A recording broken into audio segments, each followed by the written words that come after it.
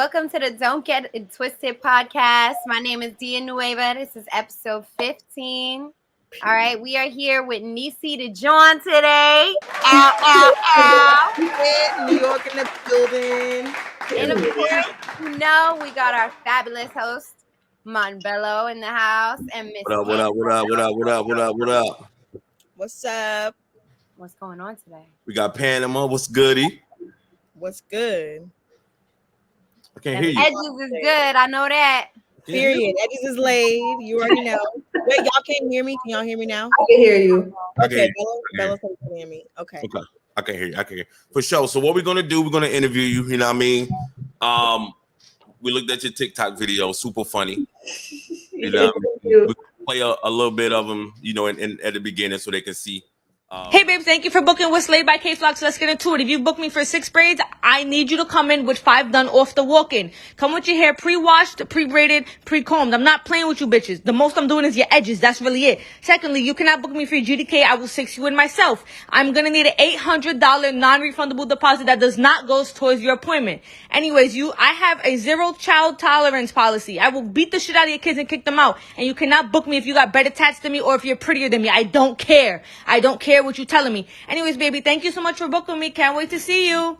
What you got to offer, and like you got talent, so like we trying to interview you now. You feel me? Before your check go up, you feel me? You be like, yo, hit me up. You feel me? So we trying to get you. I got you. When that day comes, you feel me? I'm loyal to this podcast. That's all. Word up. We appreciate it. So like, appreciate your time being here. Excuse me.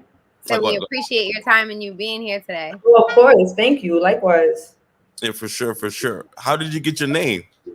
Oh, all right. So my birth name is Anicia, and when I was younger, nobody was ever able to pronounce it. Not teachers, nobody. So my older brother, started calling me Nissi, and that just dragged on. So usually when I meet people, I'm not even gonna give them the chance to try to pronounce my name. So go ahead, just call me Nissi. So it just stuck with me forever. Right. Yeah. And the John, I know, like in Maryland, they say John, and like yo, you my John. You know what I mean? Yes, and I mean it's different. Like I know in Philly, they use John as like talking about an item, but in New York, we use it like talking about somebody that's attractive. You like, oh yeah, that's a good John. Like that's what I'm saying, like for a shorty, like yeah, John, exactly. Yeah. Where are you originally from? Like other than New York, like where your background? So my father is Puerto Rican, my mother is Panamanian, Costa Rican, and Jamaican. So yeah. So Panama people's from there too. Oh, there's a lot of Panamanians who have a lot of Costa Rican in their family because the Panama Canal is right there. Right. Oh, that's dope. So what all you do with your talent? Like what all you do? I usually really just focus on entertainment. So far, it wasn't until recently I started trying to think maybe I could really take this serious because I started seeing more of a wave of good outcome and good feedback from my videos rather than I started off doing it just to have fun. Then I started realizing, like I could really take this somewhere. So I really just do it just for entertainment purposes, and little by little, it's been like taking me to good opportunities and stuff.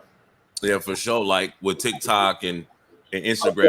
Definitely. People underestimate the power of TikTok nowadays, for real. Yo, when you got Brandon, you feel me? Like what's that dude name? It's a comedian. He do a lot of skits, and he said he make like $90,000 a month off just skits. But you know what's weird though? Like the way that TikTok pays you is also weird. They pay you I think 2 cents per view. So you got to be consistent if you want to make money off of TikTok. Oh, this bitch got me tight, bro. I thought y'all was good. Nah, fuck this bitch, bro. She really just be bugging the fuck. I gotta put you on. I forgot. So basically, right? So this girl's mad, right? She's mad at me on some dumb shit, basically because I fucked her sister while she was at work. So it was like, first of all, I was trying to tell her, like, why are you at work? What the fuck? Second of all, right? It's like, she come home and the way she goes about it is all wrong. She got her fingers in my face. She acting crazy, trying to be aggressive and all that. So I had to show her, like, yo, I'm really like that. So I popped on her, right? And I throw her down the stairs. It's just a big mess, right? So I walk off. I'm like, fuck that shit. I'm tired of you, bitch. But like, all jokes aside, like, that's not even really why she's mad. She's really upset because I opened up a fake wax business in her name. And it was just to me bitches and all that. It's like, I wasn't even making no bread off it. But it's like, these bitches just be bugging, bro. It's like, but if I say what she be doing, it's, just fuck that bitch, bro. Like, I don't even care, bro. Facts. Yeah, you got to be consistent. But the the biggest thing is if you're getting at like millions, you know what I mean, of views. Oh yeah, you going crazy. Those pennies is adding up because not only you're like this year, next year as well, it's going to keep just like revenue just adding. So I tell people, man, once you get a hub like a place where you can have them come like Instagram, Facebook, start pushing them to those locations, YouTube and stuff like that, because that's money. All directions that you have for yourself. Yeah, for sure. How do people react to your content? Like what from your point of view in the comments and stuff, like what's been your reaction? Because obviously you're doing good because like you're moving. So like what makes people commenting on your comments? I feel like in regards to people who don't know me, they think like I'm just like the funniest person alive. Like I'll have people DM me and be like, yo, like you made my day. And that makes me feel good. In regards to like my friends, like the way that I am in my skits is the way that I am off camera every day, regular life. So my friends and my family all have the same, yo, I'm tired of you already, like type of personality towards it. So it's funny though. It's funny. It makes me feel good, like the good feedback that I get. Yeah, for sure. Because like you at a stage right now is going to be mostly positive. Like once you like 1 million, you're gonna get a lot of haters. And I tell people, no, of course. But then again, you know, in life you cannot please everybody. Right. You can't. Even people hated Jesus, you know, like you can't please everybody. So yeah, for sure. Somebody was telling me, I mean, me and my homie, I was telling him today, he was like, yo, what if you got a time machine and you can go back to, you know, the 1800s? And I'm like, yo, with my mindset that I have now, he said, yeah. He was like, yo, you can have a cell phone and everything. He was like, yo, they would probably put you in, like, think you're a witch or something because, like, you will be so creative. Especially me being a woman, no. They're like, if I show them I know how to read, it's over. Like, it's done. Put it to the wolves. So they stoning me to death in the plaza. Like it's done. Heck yeah. Do y'all got any questions for in between? I got a question. Yeah. Okay. My question is, how does it feel to be the daughter of the person who let the GDs in the door? Yo, let me tell you the story. Bro, that is my favorite one right there. That's my favorite. Listen, I did that skill with my mom, I think like 11 o'clock at night. The whole morning I told my older brother, because me and him were like this. I'm like, yo, I'm about to prank mommy. I need her to get ready for the whole day. I kept telling her, mom, I need to do my thing for school. And my mom takes my education very seriously. I'm the first generation that graduated in my whole family. Wow. And I'm the first one going to college. So she don't play about my school. And so she's like, yeah. When I tell you she got all dolled up, she got dressed, put makeup on. We came right here in this room. And I'm like, oh, it was so hard to keep a straight face. Bro. So, but I give it to her. She tried to thug it out in the beginning and keep a straight face, but she couldn't. Like, oh man, son, I gotta see that. I didn't see that. I gotta see that one though. That's like super funny. Yeah, we gotta drop that one. That one been stuck in my head. Like saying that all day. She was tight. She didn't talk to me for like a day after that. I already know. She probably like, yo, man. No, but for real, on a real note, let's stop being funny. So what gave you your, like, what made you know that you were to be in comedy? Like, what drawed you to it? I feel like it's always been like my type of personality. Like since I was a little kid, I would be the kid going in front of all the adults at the family party, like, look at me, look what I could do. Right. So that's always been my personality. So my personality with family, friends, like if somebody's crying in front of me, I don't know how to comfort you. I'm gonna make you laugh. I could do that, but so I just, I started posting little funny things and it would get like a crazy positive feedback. And I would just be like, oh, like other people that don't know me think I'm funny too. That's right. So that's pretty much what it was. It wasn't like a one night, let me just try to do this type of thing. Right. It's just always been in you. Yeah. And I also feel like with certain crafts, you can also tell when someone isn't what their content is being portrayed is not who they really are. It's not authentic. Right. That's fact. Right. A lot of like, that's why, just like when music start getting where you could do it in your living room, a lot of these people don't know what real creative juices is because because you got like a Mike Epps and then you have a funny person like, let's say, Cat Williams, right? Mm-hmm. Cat Williams is super funny, right? Yeah. He's like super funny. Mike Epps is stupid funny. Like he don't have to write anything. That's him. Yeah. Just like Martin, right? Yeah. And then you got the Kevin Harts where they gotta draw, like a team gotta come up to do it. I feel like, you know, I like Kevin Hart. He's cool. He's funny. But you can also, as a person, know when something is authentic and when it's planned out and made and influenced and stuff like that, you know? Yeah, that's what I'm saying. Just like Kevin Hart, like you can tell, like it's a pin behind his. Yeah, of course. But you see Mike Epps in the movie and Cat Williams, they just stupid. Like they can be in front of us right now and just wild out. Like, yo, off the top of the head, just go crazy. Just like rappers with freestyle, like Jay-Z. You know what I'm saying? Like just come on the top of the dome. So yeah, that's dope. What gives you your creative juices? Like what motivates you? I feel like funny situations. Like most of the skits that I do are based off of real interactions that I've had. So, like for example, I did a skit about, you know, like how hair braiders from the hood, how all their rules sound. That really be how it is. So, like I would go online trying to get my hair braided, and it would just be mad crazy rules, and I'm like, nah, y'all really sound like insane. Like, so I feel like I take real life situations and put a twist to it to try to make other people that I know would relate to it also laugh at it too. So, like even I could even do like sad situations, you know. Yeah. You can flip it, man. Like it's good for the soul, man. I tell people, because a person can have a bad day, like you said, and DMing you like, "Hey, you sparked my shine on the day." You would be surprised how many DMs I get like that, and like I feel like other people would probably think I take it with like a grain of salt, but it really means a lot to me because I'm not big at all. I'm not a big household name. Nobody really knows me except for people that are in my type of neighborhood, you know. So like when I had people from different states and stuff DMing me stuff like that, it's just like, yo, like really, like you really fucking me like that. That's dope. But that's how you know you're a household name. And you know, right now it's all about the branding. Once you get that branded, it's a wrap. Like, you know what I mean? That's a wrap. Where how far are you trying to take this? Like, where are you trying to take this? As far as I can. That's I mean that seriously. Movies, like what are you trying to do? I would love to do all of that. So me right now, I feel like on a non-comedy standpoint, I'm trying to break barriers of what something is supposed to look like. You feel me? So for example, I even get little comments with people being like, "Oh, how are you black if you white?" And I'm like, "Bro, you're ignorant." It's something like that, or it's like for me, I'm going to school with the intention to be a judge. People, you think of a judge, you think of something that's the complete opposite of what I portray myself on social media. Right. So breaking social norms and these stereotypes is a huge thing, and also getting, you know, positive attention from it. That would be really good for like society and everything.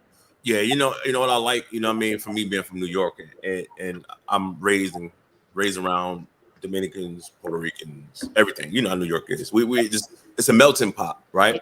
Right. I'm loving the fact that Latinos is learning about the Afro Latina. Definitely. Because at first it was a shame, like, oh, of course. Like you know, it was like a lot of racism inside of definitely the Hispanic community for a while. And I feel like the Latino community has come a long way with learning about where their ancestors really come from and who they really are. Definitely.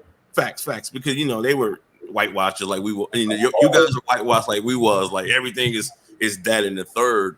But I'm loving the Afro Latina thing, man. It's amazing. Definitely, I agree with that. Give us two things that you are good at when it comes to comedy. I feel like I have really good punchlines, like with certain things. So like with me, when I make a video, I try to do I call it a 3 formula rule. Within the whole, I try to fit it into a minute. Within the whole minute, I want to say 3 main things that will really grab somebody's attention and be like, nah, what? So I feel like with punchlines, I'm really good at that. And I feel like in terms of marketing, I'm really good. I have a lot of knowledge about marketing, even though I'm new to this and everything. That question, I came up with it, right? I see you as a rapper for some reason. Oh, you know, it's funny. My brother's a rapper. My brother makes music. Yo, listen. I see you as a rapper. I'm talking about bars, though. Nah, I can't rap. My brother could rap. I can see. Yo, somebody rap like your comedy reminds me of rapping. You know what I'm saying? Like you just coming up with a 16, dropping the beat. Yeah, thank you. But you know, it's a natural flow. I understand what you're saying. Thank you. yeah. That's how people be. That's what made me come up with that, because I thought you was gonna say, well, you know, I'll be spitting, so it's easy. That's what I thought. I have a question. Yeah. What are 2 things that people wouldn't know about you by looking at you or looking at your page? I feel like people wouldn't know the career that I'm trying to pursue. That's a big thing. You know, whenever I tell people who don't know me personally, whenever I tell people, yeah, I'm in school for this, I'd be like, oh, you serious? Like, you sure? Or they'll try to like downplay, like, oh, you sure you want to do that? Like, yes. I have, it's, you know, it's polar opposites, but it's who I am at the same time, you know? That, and I feel like a lot of people that I meet that I don't know personally, that I have conversations with, they think of me as like this, like a cocky type of person. New Yorkers, we cocky. Yeah. And I'm like the complete opposite. Like, I will talk to a wall if the wall spoke back to me. Right. I'm mad friendly. I'm not that type of person whatsoever at all. But the vibe, like that's the northern vibe, though. Yeah. And that's crazy. It makes sense because like when I discovered you, like I just saw somebody had reposted one of your videos, so I went and liked it, and then I wrote you, and then you wrote back quick as fuck. I was like, dang, okay, that's dope. You know what I mean? Like I wasn't thinking that you were gonna get right back to me or. Nah, I'm listen. I'm always on my phone. I always see, whenever I see messages, I always respond. Whether I respond or I like it, I always make sure that it's seen. I don't want to be speaking, you know, life into this. The day that I do end up being a big name, I never want to be one of those people that you just talking to them in their DM and you're their biggest fan and they're not responding back to you. You know. Facts. It be like that though. You know what I mean? Like they get too. You gotta be like that because you don't want to make yourself too accessible. Yeah, that's true. You have to have a good sense of judgment when you're in a position like that. Mm-hmm. Yeah. Agreed. Well, pretty much. D, you got something?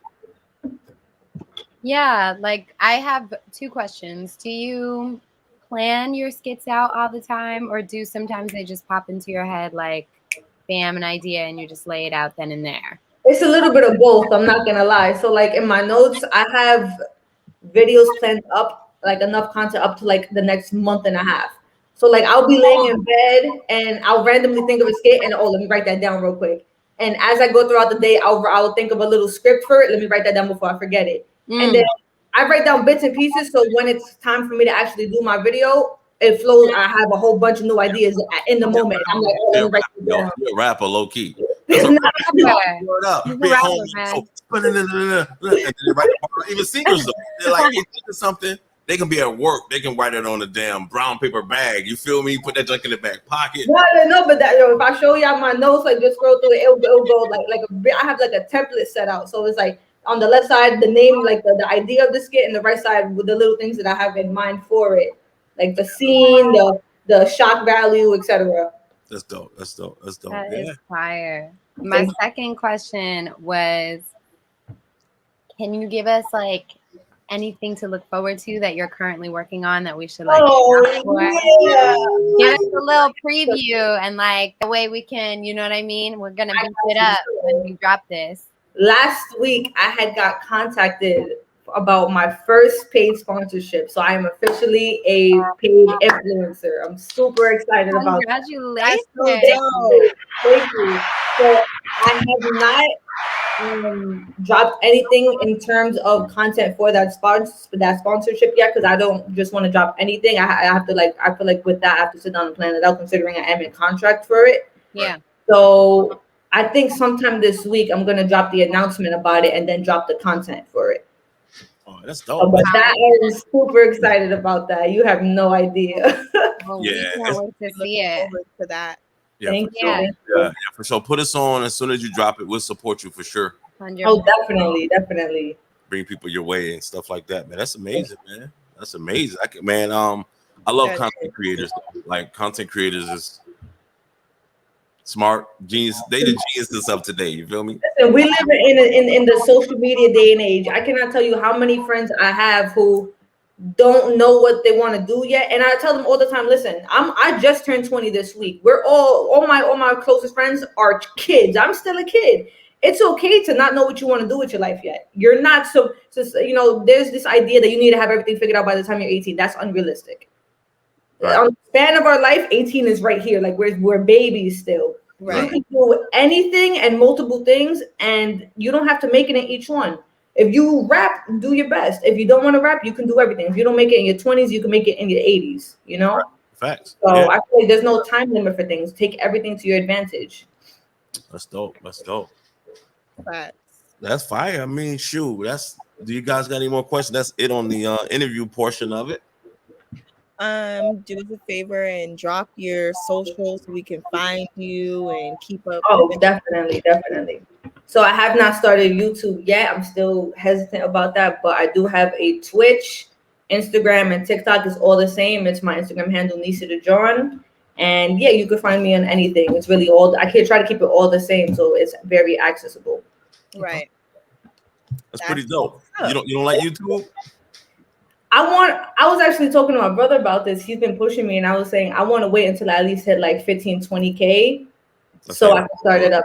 So I have a more steady fan base, then I could go, all right, let's branch out into the next type of bag. You feel me? Yes. There you go. That's how yeah, you gotta It'll do it. be easier that way when you already have a fan base. Definitely, yeah. Go than to try to build up YouTube from start, because I think YouTube is the hardest thing to. Oh yeah, like, definitely. YouTube If I had to rank it, TikTok's the absolute easiest. Instagram, and then YouTube. YouTube is just like if you're not already known any type of way, you're not getting any type of exposure. So I definitely would rather wait and plan out content for when that time comes, and I have a steady following rather than just drop a whole bunch of nothing that's getting no attention. Right. And I'm telling people, like, it started with Vine. Vine was the first one. And then it went from Vine to Musically, I think it was. Yeah. And Musically to TikTok.